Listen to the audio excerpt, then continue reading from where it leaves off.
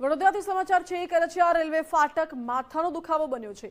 કરચિયા ફાટક વારંવાર બંધ રહેતા લોકો હવે વેફર્યા છે। સેક્શન ક્લિયર હોવા છતાં ફાટક 1 કલાક સુધી બંધ રહે છે। ગ્રામજનોએ રેલવે ફાટક પર ધરણા કરવાની ચીમકી ઉચ્ચારી છે।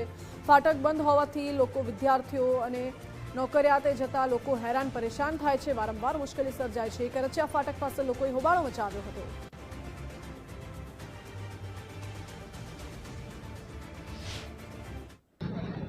મને ખબર છે ત્યાં સુધીને હું સમજનો થયો ત્યાં સુધીમાં આજ સુધીમાં રેલવેનો પ્રોબ્લેમ આજ સુધી સોલ્વ થયો નથી। એના થકી ઘણા બધા પ્રોબ્લેમ થયેલા છે, અગાઉ બી પ્રોબ્લેમ થયેલા છે। રેલવેનું ઓઇલ, ગંદકી, બધું ચોમાસાનું પાણી બધું અમારા ખેતરમાં રોકાઈ જાય છે। પાકને ઘણું બધું નુકસાન થયેલું છે। અગાઉ બી વારંવાર રજૂઆત કરેલી છે।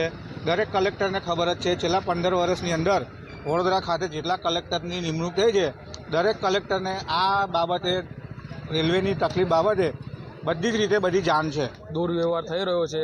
બાળકો, નોકરિયાત વર્ગ તેમજ કામ ધંધાએ ખેડૂત વર્ગને તમામને મુશ્કેલી પડે છે। ડીએમ મેડમ જ્યારે આગળ આવ્યા હતા સ્થાનિકોની વારંવાર રજૂઆત કરવા, પંચાયતની રજૂઆત કર્યા પછી ડીએમ મેડમ જ્યારે આગળ આવ્યા હતા ત્યારે એમણે એક જોઈન્ટ મિટિંગ રાખી હતી, જેમાં રેલવેના અધિકારી, ડીએમ મેડમ હતા, 2 બાજવા કરચિયાના સરપંચ હતા, તલાટી હતા, અને લેખિતમાં નક્કી કર્યું કે ફાટકને 20 મિનિટે ખોલવાની અને નીચેનું જે ગળનારું છે એનું ડી-વોટરિંગ કરવાનું। પણ આજ સુધી કોઈ પણ જાતનું સાફ સફાઈ તો સમજ્યા, પણ ફાટકને પણ આ લોકો 1-1 કલાક ને 1.25 કલાક સુધી બંધ રાખે છે।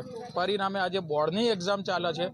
બાજવા તરફનો છોકરો, કરચિયા ગામનો છોકરો દશરથ સાઈડ નંબર આવ્યો હોય તો એ તકલીફમાં છે, એ બાજુનો છોકરાનો બાજવા નંબર આવ્યો હોય તો એ